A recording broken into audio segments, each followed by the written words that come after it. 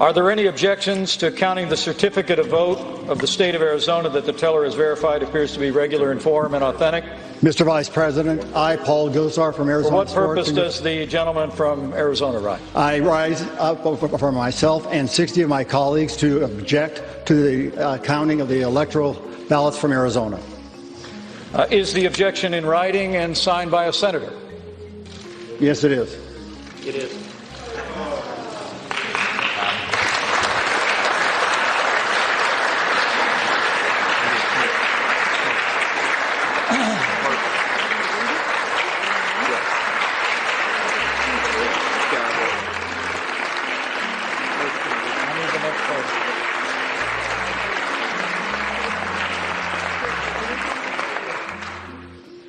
An objection presented in writing and signed by both a representative and a senator complies with the law, Chapter 1 of Title 3 of the United States Code. The clerk will report the objection. We gathered together at a moment of great division, at a moment of great passion. We have seen, and no doubt will continue to see, a great deal of moralizing from both sides of the aisle. But I would urge to both sides perhaps a bit less certitude and a bit more recognition that we are gathered at a time when democracy is in crisis. Recent polling shows that 39% of Americans believe the election that just occurred, quote, was rigged. You may not agree with that assessment, but it is nonetheless a reality for nearly half the country. I would note it is not just Republicans who believe that. 31% of independents agree with that statement. 17% of Democrats believe the election was rigged. Even if you do not share that conviction, it is the responsibility, I believe, of this office to acknowledge that is a profound threat to this country and to the legitimacy of any administrations that will come in the future. I want to take a moment to speak to my Democratic colleagues. I understand your guy is winning right now. If Democrats vote as a bloc, Joe Biden will almost certainly be certified as the next president of the United States. I want to speak to the Republicans who are considering voting against these objections. I understand your concerns, but I urge you to pause and think. What does it say to the nearly half the country that believes this election was rigged if we vote not even to consider the claims of illegality and fraud in this election? And I believe there's a better way. The leaders just spoke about setting aside the election. Let me be clear. I am not arguing for setting aside the result of this election. All of us are faced with two choices, both of which are lousy. One choice is vote against the objection. And tens of millions of Americans will see a vote against the objection as a statement that voter fraud doesn't matter, isn't real, and shouldn't be taken seriously. And a great many of us don't believe that. On the other hand, most, if not all of us, believe we should not set aside the results of an election just because our candidate may not have prevailed. And so I endeavored to look for door number 3, a third option, and for that I looked to history, to the precedent of the 1876 election, the Hayes-Tilden election, where this Congress appointed an electoral commission to examine claims of voter fraud. 5 House members, 5 senators, 5 Supreme Court justices examined the evidence and rendered a judgment. And what I would urge of this body is that we do the same, that we appoint an electoral commission to conduct a 10-day emergency audit, consider the evidence, and resolve the claims. For those on the Democratic aisle who say there is no evidence, they've been rejected, then you should rest in comfort. If that's the case, an electoral commission would reject those claims. But for those who respect the voters, simply telling the voters, go jump in a lake, the fact that you have deep concerns is of no moment to us. that jeopardizes, I believe, the legitimacy of this and subsequent elections. The Constitution gives to Congress the responsibility this day to count the votes. The framers knew what they were doing when they gave responsibilities to Congress. We have a responsibility, and I would urge that we follow the precedent of 1877. The Electoral Count Act explicitly allows objections such as this one for votes that were not regularly given. And let me be clear, this objection is for the state of Arizona, but it is broader than that. It is an objection for all 6 of the contested states to have a credible, objective, impartial body hear the evidence and make a conclusive determination. That would benefit both sides. That would improve legitimacy of this election. And so let me urge my colleagues, all of us take our responsibility seriously.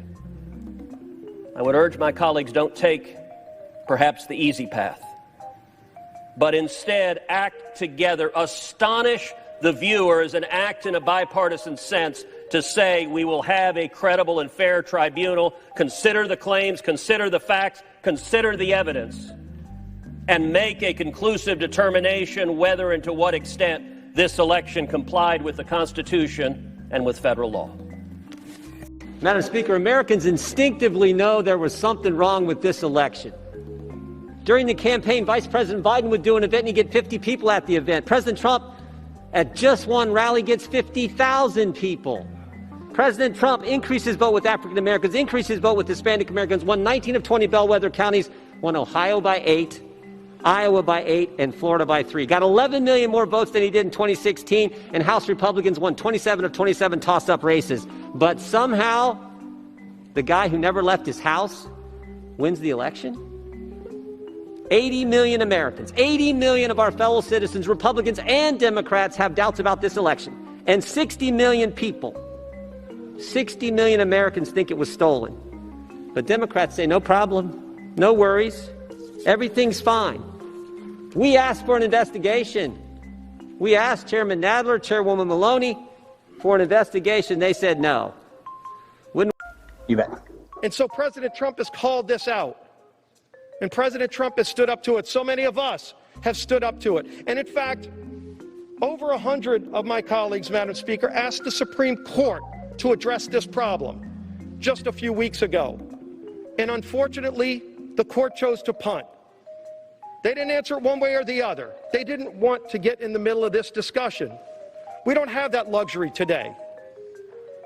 We have to discuss this. We have to fix this. In fact, on our first full day of this Congress, many of us brought legislation onto the House floor to start fixing the problems with our elections, to restore integrity to the election process, which has been lost by so many millions of Americans. And we had a vote. Every single Republican voted to reform the process. Every single Democrat voted against it. They don't want to fix this problem. But the Constitution is our guide. And it's time we start following the Constitution. It's time we get back to what our founding fathers said is the process for selecting electors. That's the legislatures. In public view, not behind closed doors, not smoke-filled rooms, not bullying somebody that might give you a better ruling. Let's get back to rule of law and follow the Constitution, Madam Speaker. And I yield back the balance of my time. Gentleman's time has expired.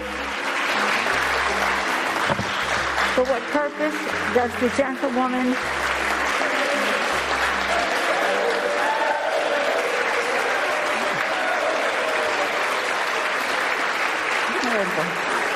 It's early now. I thought it was Jamie.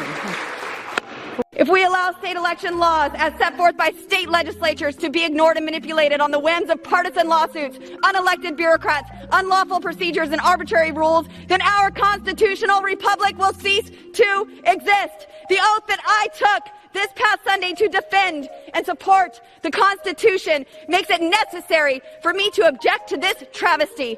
Otherwise, the laws passed by the legislative branch merely become suggestions to be accepted, rejected, or manipulated by those who did not pass them. Madam Speaker, I have constituents outside this building right now. I promised my voters to be their voice. In this branch of government, which I now serve, it is my separate but equal obligation to weigh in on this election and object. Are we not a government of, by, and for the people? They know that this election is not right, and as their representative, I am sent here to represent them. I will not allow the people to be ignored. Madam Speaker, we have a solemn responsibility today.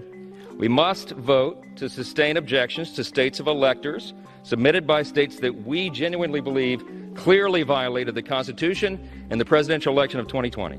This is the threshold legal question before us, and it's an issue before us for the state of Arizona. We got to repeat this for emphasis because a lot of people seem to be confused. Because judges and not the state legislature changed the rules of the election, Arizona clearly violated the plain language of Article 2, Section 1 of the Constitution in its selection of presidential electors. The framers of our Constitution recognized that elections were susceptible to corruption. We all know that. So how did they fix it? How did they provide for that? They created the Electoral College as a safeguard, and they expressly empowered state legislatures to ensure the integrity of our unique election system. Only the state legislatures, because they're a full body of representatives and not rogue officials, were given the authority to direct the manner of appointing presidential electors because it was so important. The Supreme Court has acknowledged this over and over. They previously affirmed in Article 2, Section 1, Clause 2, quote, "The appointment of these electors is thus placed absolutely and wholly with the legislatures of the several states. That authority can never be taken away or abdicated." The Arizona legislature did enact detailed rules and procedures that state was determined and was supposed to follow to choose its electors. But in the months preceding the 2020 election, as we've heard, and by the way, 1,000 pages of evidence have just been submitted on the facts on this, those well-established rules and procedures were deliberately changed. They weren't changed by the legislature, friends. They were changed by judges. And those actions taken by the judiciary were not limited to mere interpretations of existing law. No, they were substantive, wholesale changes to those statutes. That's a usurpation of the authority that the legislature had. That usurpation was repeated across the country this year. It's the primary reason. It's one of the reasons why the election of 2020 became riddled with an unprecedented number of serious allegations of fraud and irregularities all over the country. National polls, as has been said, indicate that a huge percentage of Americans now have serious doubts about not just the outcome of this presidential contest, but also the future reliability of our election system itself. Since we are convinced that the election laws in Arizona and some other key states were changed in this unconstitutional manner, we have a responsibility today. The slates of electors produced under those modified laws are thus unconstitutional. They are, quote, not regularly given or lawfully certified as required by the Electoral Count Act, and they're invalid on their face. That's just the conclusion that you have to reach. Given these inescapable facts, we believe we have no choice today but to vote to sustain objections to those slates of electors. Mr. Raskin and others today have cited the 12th Amendment, and they cite Article 2, Section 1, Clause 3. Remember that, Clause 3, and they've asserted that Congress has only one narrow role today. We're just supposed to count the electoral votes that have been submitted. But those advocates have overlooked a critical first principle. Their assertion is only true so long as Congress first is convinced that the electoral votes that are produced by a process that violated the Constitution is there. We got to get through Clause 2 of Article 2, Section 1 before we get to Clause 3 is the point.